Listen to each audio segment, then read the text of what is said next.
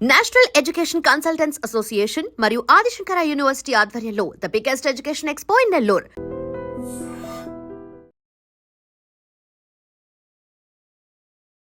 నమస్కారం, welcome to I dream. ధర్మ మార్గం విత్ విజిత కార్యక్రమానికి స్వాగతం.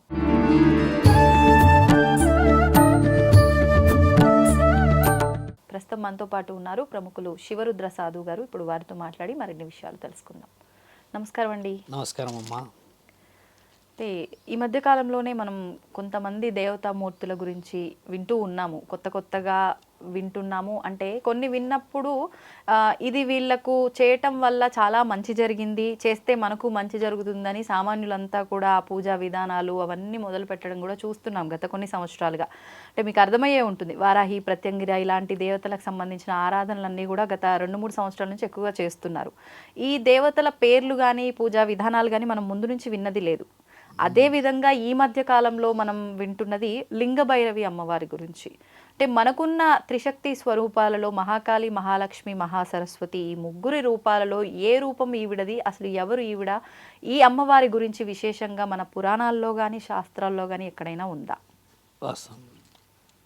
శాస్త్రం గురించి మాట్లాడే ముందు మన పురాణాలలో ప్రతి దేవతల గురించి ఒక వివరణ రాయబడి ఉంది. మీరు అన్న ప్రశ్న తీసుకుంటే దేవీ పురాణం. దేవీ పురాణంలో ఒక స్త్రీశక్తికి సంబంధించిన 18 అవతారాలను వివరించబడి ఉన్న ఒక సంక్లిప్తమైన సంపుటం అది. అంటే అందులో అమ్మవారు ఏ అవతారాల నుంచి మానవ శ్రేయస్సు కోసం ఏం చేసిందో రాయబడింది. మీరు అడిగినట్టు అమ్మ, మీరు వేసిన ప్రశ్నలో శాస్త్రంలో మొదట ప్రమాదం గురించి చెప్పబడి ఉంది, గమనించాల్సిన విషయం.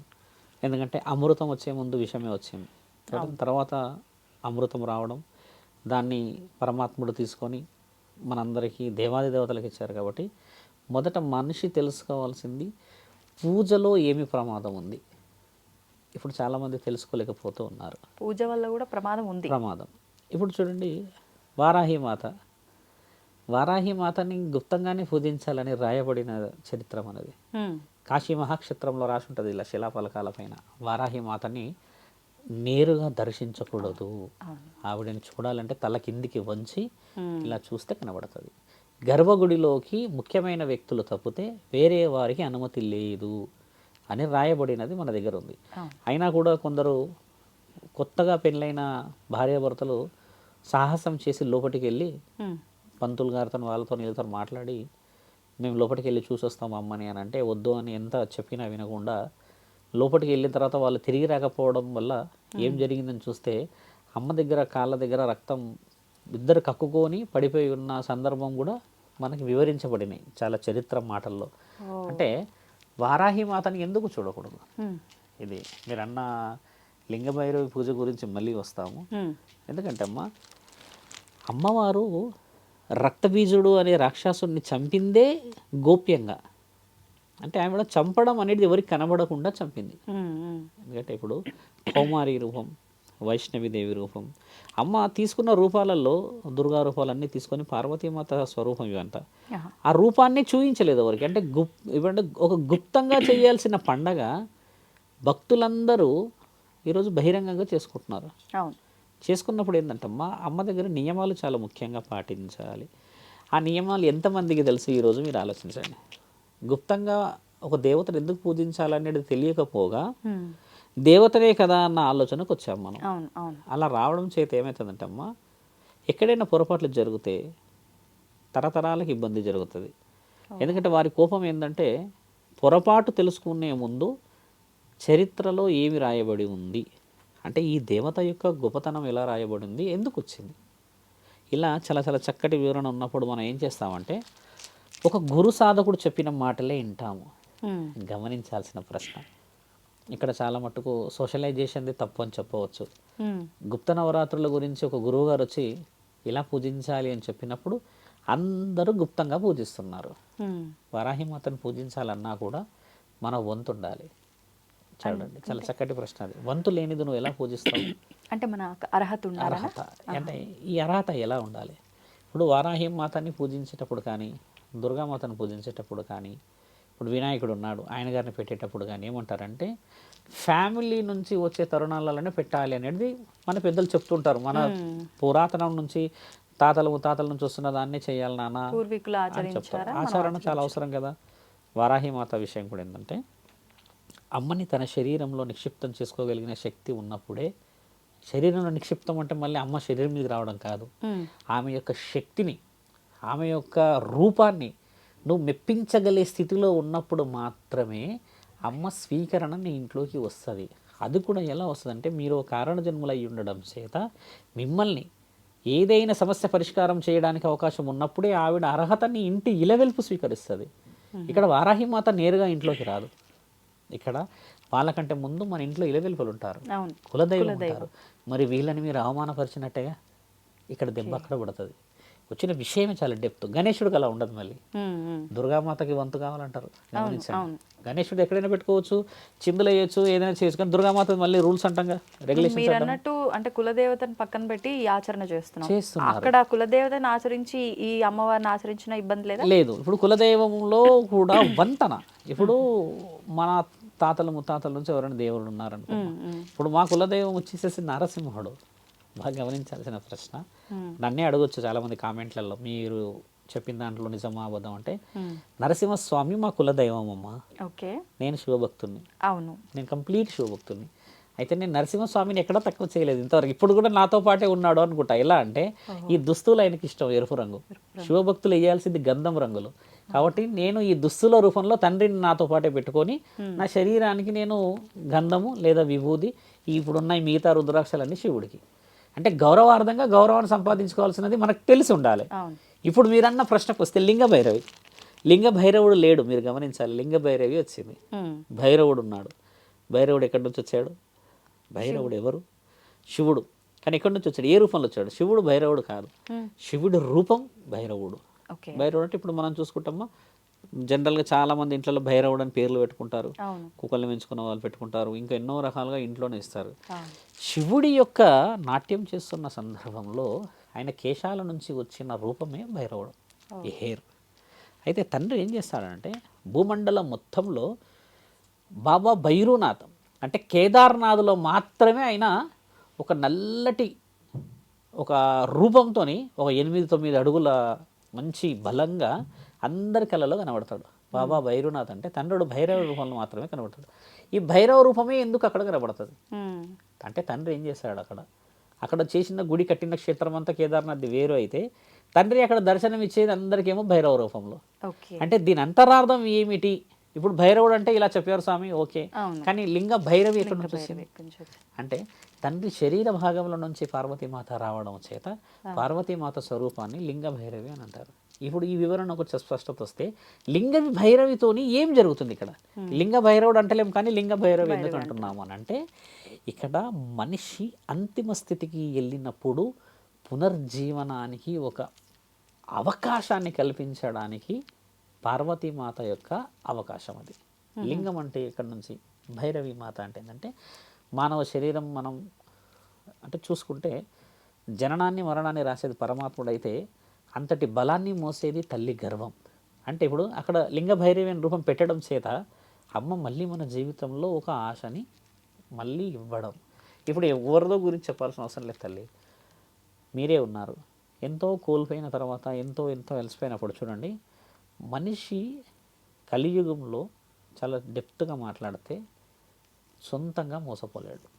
గమనించాల్సిన ప్రశ్న, ఎప్పుడు మోసపోలేదు. ఒకరి ఖచ్చితంగా చేతి ఉంటుంది, ఆ చేతి ద్వారానే మోసపోతాడు. స్కూల్ నుంచి మొదలు పెడితే అమ్మ, ఇంకా ఇక్కడ నుంచి ఇంట్లో నుంచి ఉంటారు, భర్త భార్య నుంచి ఉంటుంది, సమాజం ఆఫీస్ అన్ని. అంటే ఒకరి ప్రెషరైజేషన్ వల్లనే మనిషి డిమోటివేట్ అవుతూ ఉంటాడు కదా. అలా డిమోట్ అవుతూ సుసైడ్ వరకు వస్తారు కొంతమంది.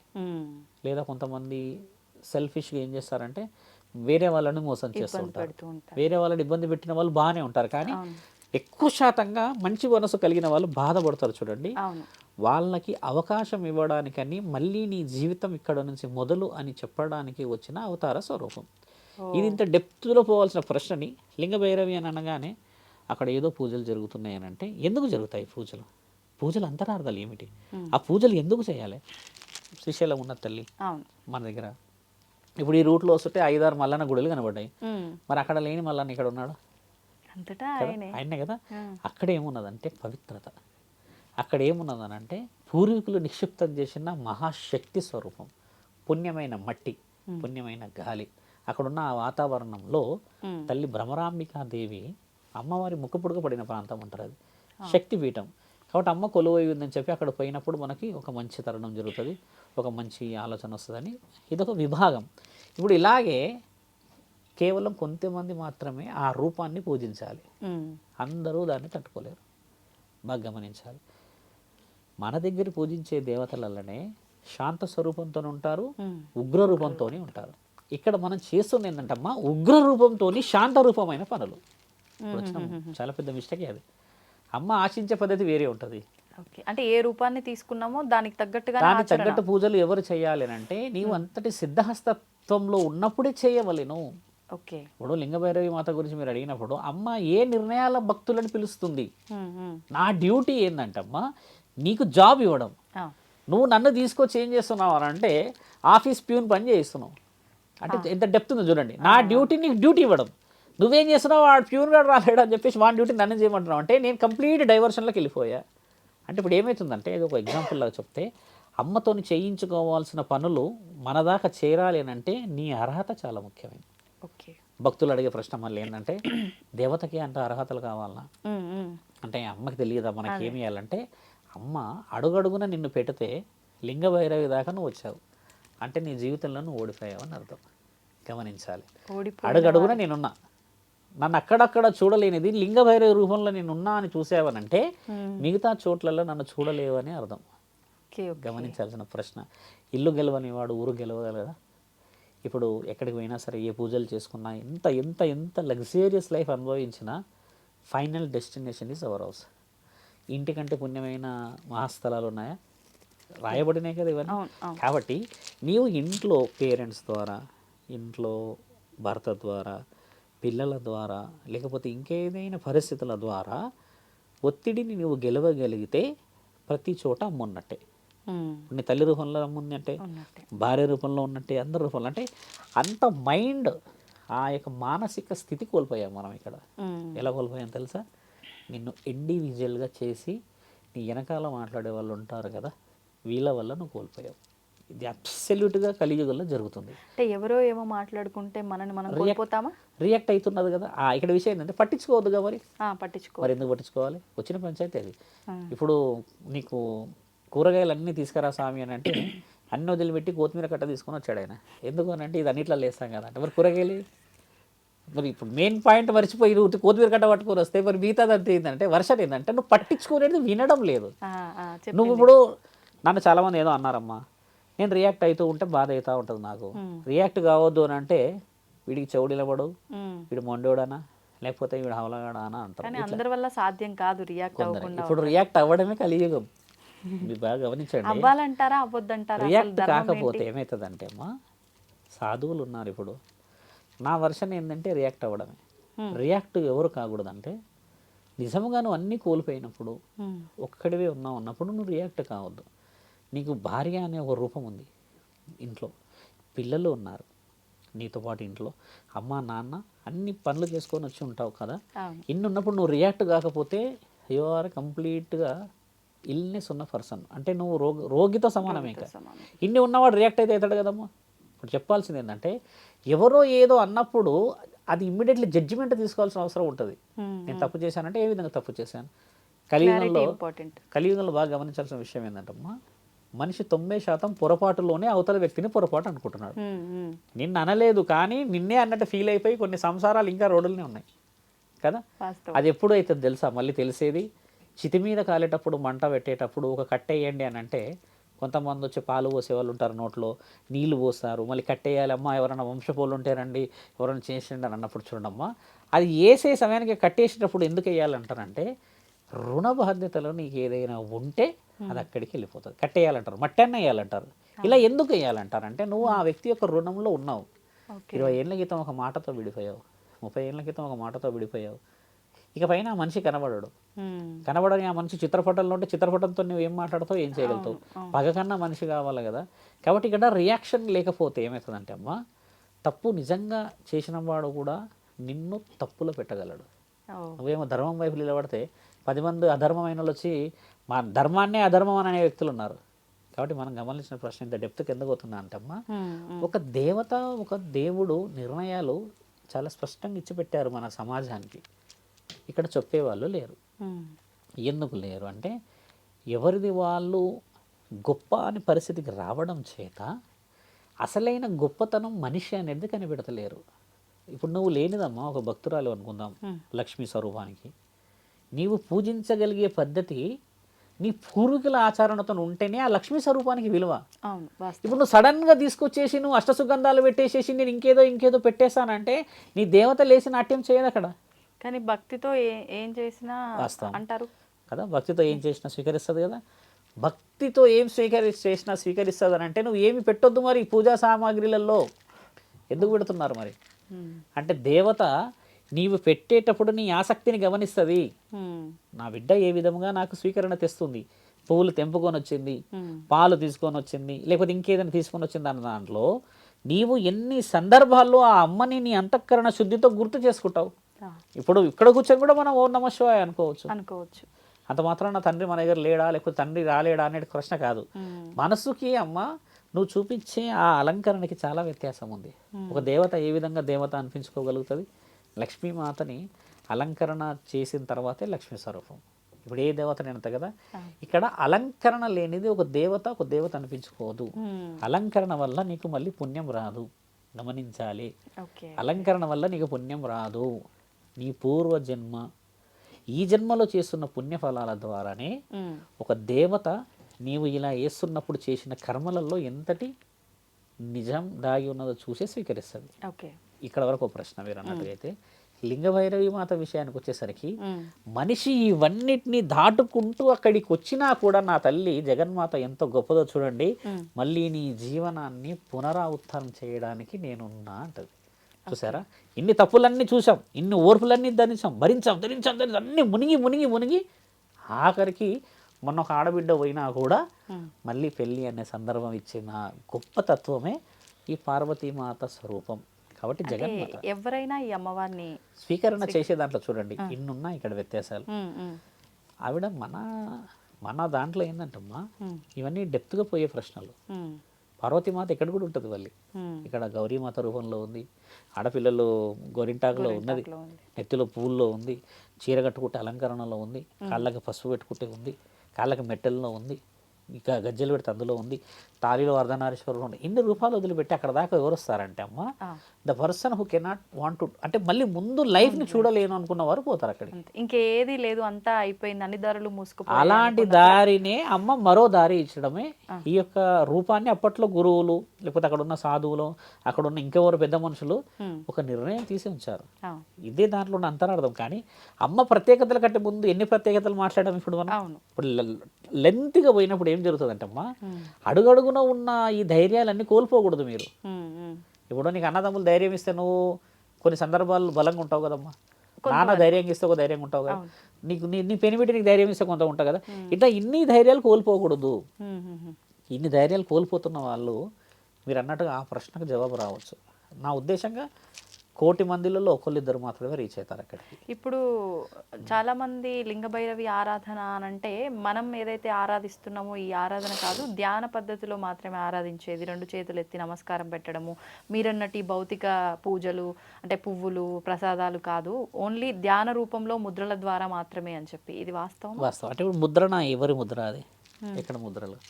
సహజ సిద్ధమైన వాళ్ళకి ముద్రలు వస్తాయా? రావు కదా. మీకు ఇంట్లో ఉన్న వాళ్ళందరికీ ఇప్పుడు చేయాల్సిన మర్యాదలు తెలిసినాయి, ఇంట్లో వంటింట్లకు సంబంధించిన మర్యాదలే తెలుసు. అంతే. ఇప్పుడు మీకు ఎలాంటి ముద్రలు తెలుస్తాయి? తెలియదు. అంటే శాస్త్రీయతలో జరుగుతున్న తప్పులు ఇవే. ఒక ఇల్లాలు కానీ ఒక సహజ సిద్ధంగా బతుకుతున్న ఒక వ్యక్తికి అక్కడున్న ముద్రలు ఎలా తెలుస్తాయమ్మా? ఇదే మనం చేసే చాలా ముఖ్యమైన పొరపాటు. ఒక ముద్రణ వేసేటప్పుడు కూడా నీవు ఆ అర్హతని సంపాదిస్తేనే ఆ ముద్రణకి విలువ. Your teacher is there, and your asking for interval. ఆ. ఏదో మనం ఇలా అంటామా ఇలా అంటాం ఏదో చూపిస్తాం కదా, అంతే. నీ టీచర్ నిన్ను చూడగలిగితేనే ఆమె ఆ పాయింట్లను పంపించగలుగుతుంది. కరెక్ట్. నువ్వు ఇప్పుడు అదే ఒక చిన్నప్పుడు మా విషయం చెప్తాను. మా స్నేహితుడు ఇలా అంటున్నాడు లేచి, అందరూ ఏమడతావు ఇలా ఆడతాం కదా నీళ్ళు, వాడు ఇలా అంటున్నాడు. ఆడితే ఆవిడ కూడా షాక్ అయింది, ఇదేంది ఎక్కడిది ఇదేంద్రా అందరూ ఒకలా కొడితే నువ్వు ఒకలా ఆడుతున్నావు అంటే మా ఊర్లో ఇట్లనే అడుగుతారంటే, ఇట్లా అంటే ఏంటంటే ఆయన నీళ్ళు తాగడానికి పోవడానికి ఇట్లా అంటారంట. అంటే ఊర్లో ఆయన కూర్చొని నేర్పించారు ఇలా. మన దగ్గర ఏమంటారు నీళ్ళు ఇలా అంటారు కదా, లేదంటే టీచర్ అని పిలిచి నేను ఒక 1 minute పోతాంటారు కదా, ఆయన పెట్టడం ఇలా ప్రత్యేకంగా పెట్టడం దీని మీదే కొట్టింది ఆవిడ వచ్చి, అందరూ ఒకలాగా ఉంటారు నువ్వు ఒకలాగా ఉంటావు కదా అంటే వింతగా అనిపిస్తుంది కదా. అంటే నీ అర్హత కూడా అవతల వ్యక్తి కనబడాలి కదమ్మా. యువర్ ఎక్స్పీరియన్స్, నీ మెచ్యూరిటీ లెవెల్ అవతల వ్యక్తి కంటెంట్లో ఉండగలిగితేనే చూస్తుంది. ఇప్పుడు నువ్వు సడన్గా ముద్రణ వేసావు, ఈ ముద్రను ఎవరి కోసం వేసావు? మరి నీకు ఎవరు చెప్పాలి ఆ ముద్రణ వేయాలని? ఇక్కడ రాసి ఉందా అమ్మ ముద్రలు వేయాలని? ఇదేంటంటే జడ్జిమెంట్ లేని వర్డ్స్ వల్లనే మనిషి అతలకుతలం అవుతాడు కదా. లింగ భైరవి రూపం పేరు చెప్పినప్పుడు చాలా మంది ఏమనుకుంటారు అంటే భయపడిపోతారు. ఇప్పుడు ఆ ముద్రలు నేర్చుకోవాలి అనుకుంటారు. ఆ ముద్రలు ఎవరు పడతారు నేర్చుకుంటారా? రాగలయా? అసలు ఆ ముద్ర కంటే అర్హత చాలా డెప్త్ కిందికి. ఇప్పుడు ఇన్ని విషయాలు నేను చెప్పాల్సిన అవసరం లేదు. నేను ఎందుకు చెప్పానంటమ్మా, చాలా ఫోన్లు వచ్చాయి, చాలా మంది అడుగుతూ ఉంటే పూజ ఎక్కడైనా చేయొచ్చు అన్నారు కదా, ఎలా అయినా ఉండొచ్చు కదా అన్నారు కదా, ఏ విధంగా పోవాలి అని అంటే ఇలవెలుపులో కులదైవాన్ని దాటి నువ్వు ఏ పూజ చేయలేవు. ఇక్కడ వాళ్ళు లేరు అన్నప్పుడే లింగ భైరవి దాకా చేరాలి. అర్థమైందమ్మా? వాళ్ళైతే అక్కడ ఉన్నాక ఎలా పోతావమ్మా? ఇక్కడ అమ్మనే కదా. ముద్రలు ఎవరు నేర్పిస్తారు తెలుసా అమ్మ? 10th క్లాస్కి డిగ్రీకి చాలా తేడా ఉంటుంది తల్లి. 10th క్లాస్ అబ్బాయి వచ్చి డిగ్రీ ముద్రలు వేయలేడు, కానీ డిగ్రీ అబ్బాయి 10th ముద్రలు వేయగలడు. ఎక్స్పీరియన్స్ అంటే అర్హత, అనుభవం చాలా ముఖ్యమైనది ఇక్కడ. మళ్ళీ ఇంకా నేను డిగ్రీ అన్న మాస్టర్ పెద్ద పెద్ద ఉంటాయి అవి, అలాంటి వాళ్ళ ద్వారా గురువులకి సాధ్యం అది. మీ వల్ల మీరు అన్నట్టుగా అంటే సమాజానికి ఇచ్చే మెసేజ్ ఏంటంటమ్మా, అలా చాలామంది ముద్రల ద్వారా వెళ్ళాలంటారు, కానీ అందరూ వెళ్ళాలని అనలేరు ఎవరు కూడా. అందరూ వెళ్ళే ప్రయత్నాలు కాకుండా మన దగ్గర ఉన్న లక్ష్మీ స్వరూపాన్ని గుర్తుపెట్టుకోండి. పూర్వీకులు మనందరికి ఇచ్చారు. ఇలా వెలిపిచ్చాడు, కులదైవం ఇచ్చారు, సంవత్సరానికి ఒక్కసారికి మనకు తీర్థయాత్రలు ఇచ్చారు, 12 నెలలకి కావాల్సిన బోలెడు పండుగలు ఇచ్చారు. ఎన్ని వేసాము. సంక్రాంతిలో గొబ్బమ్మని పెట్టలేని మనము పెద్ద పెద్ద ముద్రలు పెడతామా అమ్మ? పెట్టలేము, కానీ ప్రయత్నం చేసి కింద పడతారు. ప్రయత్నం చేసినప్పుడు ఏమవుతుందంటే అమ్మని అవమానపరిచిన వాళ్ళం అవుతాం. అది చాలా ముఖ్యమైనది. ఇప్పుడు ఈ లింగభైరవి అమ్మవారి క్షేత్రాలు కూడా ఈశాలో తప్ప ఎక్కడ లేవా అండి? అలా ఏం లేదు. లింగభైరవి మాతని వాళ్ళు అక్కడ ప్రతిష్టాపన చేసి ఉంచుకున్నారు. అర్ధనారీశ్వరి తత్వం ఉన్న ప్రతి గుడికి ఆ విలువ ఉన్నట్టే. అంటే ఇప్పుడు శివస్వరూపమే కదా. ఇప్పుడు మీరు అన్నారు ఇప్పుడు ఏదో సంస్థ పేరు అన్నారు కదా, ఇప్పుడు ఆ సంస్థ కాకుండా ఈ గుడిలు అన్ని సంస్థలలో లేవు తల్లి. అంటే కొన్ని అర్హతలు సంపాదించి పెట్టుకున్నప్పుడు కొందరు వ్యక్తులకి ఆ అర్హతకు సంబంధించిన ఆలోచనలు చేయడం ద్వారా ఉంటాయి. ఇప్పుడు అక్కడ ఉన్నది లింగ భైరవి అని అంటే అమ్మ స్వరూపమే. మరి పార్వతీమాత పరమేశ్వరుడు అయితే వివరంగా మన దగ్గర ఎక్కడ విడదీయబడలేదు. కాబట్టి ఏంటంటే వారిని ఇప్పుడు మన హైదరాబాద్లో కూడా చాలా ఉన్నాయి గుడిలలాగా, ఎన్నెన్నో ఉన్నాయి. కాబట్టి ఇప్పుడు సాధారణంగా మనం ఏ ఆలయం చూసినా క్షేత్రం చూసినా మగవారే అర్చకత్వం వహిస్తూ ఉంటారు ఆలయంలో. ఇక్కడ విశేషంగా ఆడవాళ్ళే మొత్తం ఆ క్రతువులన్నీ చేస్తున్నారు, ఎందుకనండి? అంటే ప్రశ్న మంచిది. అంటే డెప్త్గా వెళ్తే జవాబు ఇచ్చినట్టే. మేము స్త్రీ కణం చనిపోవడం చేతనే స్త్రీ అపవిత్రత అవుతుంది. నెలసరి అపవిత్రం కాదు. నా ప్రశ్న డెప్త్లోకి వెళ్ళాలి. స్త్రీ యొక్క శరీరంలో అండాశయాలు విడుదలవుతున్న సమయంలో ఒక అండం విడుదల కాగానే అమ్మ కొన్ని క్షణాలకి చనిపోతుంది. ఆ చనిపోయే తరుణమే అబద్ధం అంటున్నారు, ఆ చనిపోయే తరుణమే అపవిత్రం అంటున్నారు, ఆ చనిపోయే తరుణమే గుడికి అర్హత లేదు అంటున్నారు. అంతే, నెలసరి అనట్లేదు ఎవరు. చాలామంది సైంటిఫిక్గా కూడా రుజువు చేశారు. అయితే అక్కడ మీరు మంచి ప్రశ్న డెప్త్గా వెళ్తే అండాశయాల యొక్క ముఖ్యమైన ఆలోచన ఏంటంటే జీవితాన్ని ప్రారంభించడం. అంటే ఒక పిండాన్ని స్వీకరించి మళ్ళీ తర్వాత మనిషి యొక్క మొదటి స్థితికి తీసుకురావడం. ఇప్పుడు లింగ భైరవి అని అంటే మరి అక్కడ అర్హత సంపాదించగలిగిన స్త్రీలు మాత్రమే చేయగలరు. అంటే అమ్మకి అర్హత ఇచ్చినట్టే అక్కడ. అంటే పేరు చూడండి, లింగ భైరవి. ఇప్పుడు స్త్రీలింగం పురుషలింగం అన్న మాట మాట్లాడడానికి రాదు. లింగం అనగానే ఇప్పుడున్న జనరేషన్స్ అర్థం చేసుకునేవాడు ఒకటే, అంటే మేల్ ఆర్ ఫీమేల్. కాబట్టి అమ్మకి గౌరవార్థంగా పూజన. కామాఖ్యాదేవి అర్హత సంపాదించగలిగిన ఏకైక గుడి కామాఖ్యనే. లింగభైరవి గుడి కంటే పవిత్రమైనది. ఎందుకంటే అమ్మ డైరెక్ట్ అక్కడ దర్శనం ఇస్తుంది. కామాఖ్యాదేవి ఇంతటి రూపం అంటే అక్కడ ఉన్న నెలసరి జరిగిన 3 రోజుల యొక్క ఆ వివరణ అమ్మ ఇట్లా తెల్లటి ఒక క్లాత్ పరిచి వాళ్ళు అమ్మది 3 రోజుల తర్వాత ఇలా కట్ చేస్తారంట. కట్ చేసి వచ్చిన భక్తులకు ఇచ్చేవాళ్ళంట, వాళ్ళు తాయెత్తులో పెట్టుకునే వాళ్ళంట. తాయెత్తులాగా ఇప్పుడు చాలా మంది చెప్పట్లేరు, ఇంట్లో మెడలో ఆ, మెడలో వేసుకునే వాళ్ళంట తాయెత్తులాగా. ఇప్పుడు ఇంట్లో పెట్టుకుంటున్నారు మన వాళ్ళకి భయం అయ్యి, కానీ ఇలా ఎవరికి ఇచ్చేవాళ్ళంట తెలుసా అమ్మ? ఎవరికైతే నెలసరి సమస్య ఉండి, గర్భం దాల్చే సమస్య ఉండి, ఎవరికైతే ఇబ్బంది, కడుపు నొప్పి, నడుము నొప్పి, మెడల నొప్పులు ఉంటాయి ఈ సందర్భాల్లో కదా, వాళ్ళకి ఇచ్చేవాళ్ళంట. అంటే స్త్రీలు మాత్రమే స్త్రీలే వేసుకోవాలా? ధరించాలి. స్త్రీలకే సమస్య కాబట్టి అక్కడ అమ్మవారు 3 రోజులు అంటే 5 రోజుల వ్యవధిలో ఉమ్, ఒక శిల్పం నుంచి రక్తస్రావం కావడం ఎంత చరిత్రలో మీరు అసలు వివరణ వచ్చేసారమ్మా. అసలు ఆ టెంపుల్ గురించి మాట్లాడుతూ ఉంటే ఆ 3 రోజులు అఘోరాలందరూ ఉమ్, ఒకసారి ఇట్లా పక్కన కూడా కన్ని సైగ చేసి చూడరు, అంత బందులో ఉంటారు. ఇలా పెట్టి వాళ్ళు ఊదే ఆ శంఖనాదాలు, ఆ డోరు ఇలా మూసే సమయం చూసినప్పుడు విభూది ఇట్లా ఎగిరేసుకొని పైకి ఉమ్, 3 రోజుల్లో వాళ్ళు మత్తులోనే ఉంటారు. అక్కడ ఎవరు రానియరు లోపలికి. ఆహా. అంటే అమ్మకి అంతటి ఆహ్వానం ఇస్తారు జగన్మాతకి. ఆవిడ చేసి నేను చూసారా మళ్ళీ, ఎవరికైతే ఇబ్బంది ఉంటుందో వారికి ఇవ్వండి అంటే జగన్మాత ఆలోచన చూసారు ఎంత గొప్పదో. అవును, అవును. అంటే వారికి గౌరవార్థంగా అఘోరాలు ఉన్నారు. ఇప్పుడు ఆ ఆచరణ మన దగ్గర కనబడతలేదు, తగ్గిపోయింది రాను రాను. మళ్ళీ మీరు అన్నట్టుగా ఇప్పుడు అది ఇవ్వట్లేరమ్మా. ఉమ్, ఉమ్, ఇప్పుడు ఎవరికి ఇస్తున్నారంటే వేరే విఐపీస్కి ఇస్తున్నారు. ఒకప్పుడు అందరికి ఇచ్చేవాళ్ళు. మీకు తెలుసా తెలంగాణ ఆంధ్ర ప్రజల్లో చాలామంది ఉన్నారు ఉమ్, ఇక్కడ నుంచి లాంగ్ డేస్ జర్నీస్ చేసి అది తెచ్చుకునే వాళ్ళంట. అట్లా చెప్పే వ్యక్తులు మన దగ్గర ఉన్నారు ఇప్పటికీ. అంత పవిత్రత ఉన్నది. అంటే అమ్మవారి అనుగ్రహం కూడా రాను రాను అందరికీ అందకుండా పోతుంది. అందకుండా పోయిందంటే ఇక్కడ కమర్షియాలిటీ మనుషులు అయ్యారు. అమ్మలాగా లేదు కాబట్టి ఏంటంటే మీరు అన్నట్టుగా ఇదే వచ్చిన విషయం. ఇప్పుడు అక్కడ ఉండాల్సిన అమ్మ వేరే దగ్గర ఉండగలిగింది అని అంటే అక్కడ కొన్ని అందుబాటులో లేకపోవడం చేత అమ్మ ఈడ కూడా ఉంటుంది కదా అని కొంతమంది నిర్ణయించిన నిర్ణయాలు అవి. కాబట్టి ఏంటంటమ్మా మీరు అన్నట్టుగా స్త్రీ జీవితాన్ని ప్రారంభించడానికి ఉండడం చేత వాళ్ళ అర్హత ఇచ్చారని అర్థం. అందులో డెప్త్గా సైంటిఫిక్గా పోవాల్సిన అవసరం లేదమ్మా. ఇప్పుడు అంటే ఈ ఆరాధన చేస్తున్న వాళ్ళంతా కూడా ఆడవాళ్ళు అన్ని వేదాలు శాస్త్రాలు అన్నీ చదువుకొని ఉండాలా? అంటే ఒక పురోహితుడు అన్నీ చదువుకుంటాడు, నిత్యం సంధ్యావందనాలు ఇవన్నీ చేస్తూ ఉంటారని అంటూ ఉంటారు కదా, మరి వీళ్ళు కూడా ఇవన్నీ చేయాలంటారా ఈ ఆడవాళ్ళు అక్కడ పూజ చేయడానికి? అంతటి అర్హతని కొన్ని స్థితిగతులలో వాళ్ళకి కొన్ని బేసిక్స్ మాత్రమే నేర్పించవచ్చును. అక్కడ ఉన్న వాళ్ళందరూ పెద్దవాళ్ళే ఉంటారు. 13 సంవత్సరాలు దాటిన స్త్రీకే లింగభైరవి మాత యొక్క రూపం విలువ తెలుస్తుంది. 13 సంవత్సరాలలో ఉన్న చిన్న పిల్లలకు తెలియకపోవచ్చు. వేదశాస్త్రం ఎలా ఉంటుందంటమ్మా, కొన్ని వందల శ్లోకాలు ఉన్నాయి, అన్ని శ్లోకాలు చదవలేరు కదా. కాబట్టి వాళ్ళకి నేర్పించే దాంట్లో ముఖ్యమైన వాళ్ళు ఒకళ్ళు ఇద్దరు ఉంటారు. మిగతా వాళ్ళంతా ఫాలోవర్సే. మీ గురువుగారు ఉన్నారు, మీ గురువుగారు తర్వాత మీరే గురువు కదా. అలానే మీ గురువుగారు ఉన్నప్పుడు గురువుగారు అనలేరు కదమ్మా. ఒక గురువు చెబుతున్న విధానాన్ని పాటించడానికి శిష్యులకు కూడా అర్హత ఉండాలి తల్లి. ఇప్పుడు శ్రీకృష్ణుడు లాంటి మహానీయుడే మహాయుద్ధంలో ఒక సారథయ్య నుంచున్నాడు. అవును, వాళ్ళ కుటుంబీకులు కౌరవులు, పాండవులు. యుద్ధం ఇద్దరి మధ్యలో జరిగింది. విజయం ధర్మందే అయ్యింది. అవును, ఇప్పుడు శ్రీకృష్ణుడు యుద్ధం జరగకుండానే వాళ్ళకి న్యాయం చేసేయచ్చు. ఎట్టి పరిస్థితుల్లో కౌరవులు ఓడిపోతారు, మీరు ఓడిపోయిన వాళ్ళు అవుతారు, వీళ్ళు గెలిచిన వాళ్ళు అవుతారు అన్నారు. మనిషికి ఏంటంటమ్మా, అక్కడ శ్రీకృష్ణుడు ఉన్నాడని యుద్ధం చేయలేరు అక్కడ వాళ్ళు. పగ ప్రతీకారంతో యుద్ధం చేశారు. విజయం శ్రీకృష్ణుడు అప్పటికి చెప్పాడు, రణరంగం అర్జున ఖచ్చితంగా రక్తపు మడుగులో ఉండి అటు ఇటు నా బంధువులే ఉండి వాళ్ళని చూడలేని పరిస్థితుల్లో చిన్నపిల్లలు పెద్ద పిల్లలు ఉన్నప్పుడు కలిగే ఆ బాధ నేను వర్ణించలేను అని అంటాడు. కానీ అర్జునుడు వీళ్ళందరూ ఏంటంటే ఈ అహం చాలా అదమ్మ, ఈగో, మమ్మల్ని అదన్నారు, జూదంలో ఓడించారు ఆడించారు అని చెప్పేసి పోతారు కదా. ఆఖరికి పాండవులే గెలిచారు, విజయం గెలవలేరు అంటే. కానీ మహాభారతం నుంచి సారాంశం ఏమి తీసుకుంటావు చూడమ్మా. ఒక గురువే జగద్గురువు అంటారు శ్రీకృష్ణ మహానీయుడిని. జగద్గురువు దగ్గరుండే యుద్ధం చేయించాడు. అంటే ఇక్కడ మనిషి ఏం నేర్చుకోవాలి?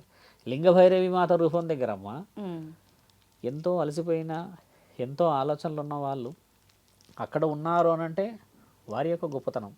ఎక్కడ గుడి లేదు, ఒకవేళ 100 గుడిలు ఉంటే మీకు ఈ ప్రశ్న రాకపోయేది.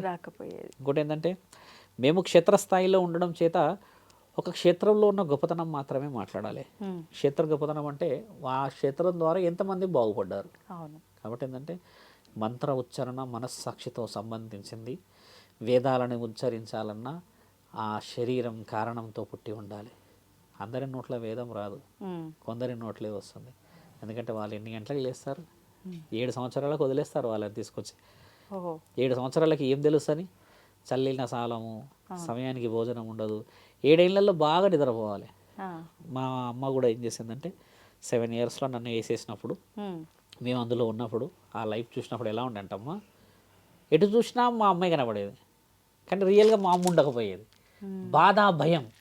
ఇప్పుడు వాడు ఏడుస్తాడు, నేను ఏడుస్తాడు. ఈ ఇద్దరికిద్దరు చూసుకొని ఏడిచి వాడే బెస్ట్ ఫ్రెండ్ అయిపోతాడు ఇక. ఎందుకంటే మీ అమ్మ రాదు, మా అమ్మ రాదు, వీక్లీ వన్స్ సత్యాన్ని తెలుసుకుంటారు అక్కడ. ఎన్ని బాధలు అనుభవించావంటే అమ్మ చిన్నప్పుడు. సలనిల స్నానం కోపాలే, స్నానం చేయకపోతే పరిశుభ్రంగా ఉండకపోం, బట్టలు పిండాలన్న కోపాలే, ఎందుకంటే పిండుకొని ఆరేసుకుంటే మళ్ళీ వేసుకోవాలి. ఇన్ని బాధలు అనుభవించి ఈరోజు ఒక రూపానికి, ఒక మాటకి, ఒక మర్యాదకి విలువ వచ్చిందనంటే ఆ రోజు అన్ని అనుభవాలు.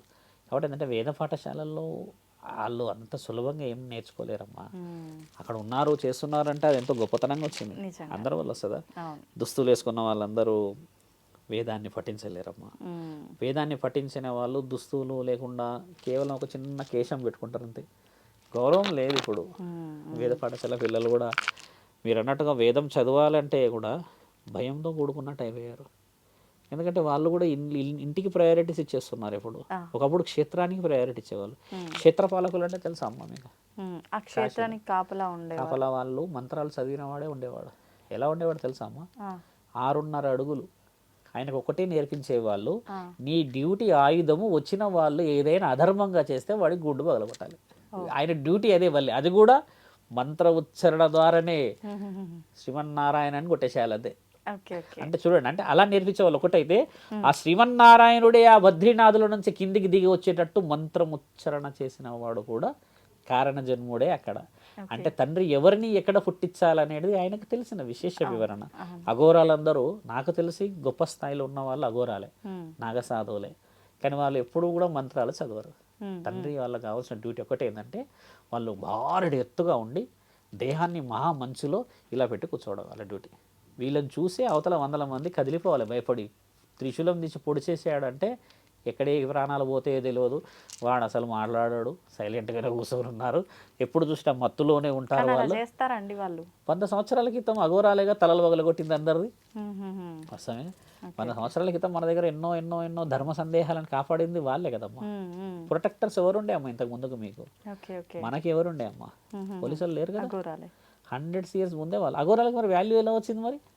ఇప్పుడు వాళ్ళు పేరు ఎలా సంపాదించారు మరి? అఘోరాలు అంటే ఎవరు, ఘోరాలు అంటే ఎవరు? అఘోరాలు అని అంటే కుళ్ళు కుతంత్రాలని, శత్రుత్వాన్ని, దుఃఖాన్ని, బాధని, ఆనందాన్ని, సంతోషాన్ని అన్నిటినీ వదిలిపెట్టేసి వాళ్ళు ఆ అఘోర స్థితికి వెళ్ళడం. మీరందరూ బాగుండడానికైనా ఆ పరిస్థితికి వెళ్ళారు.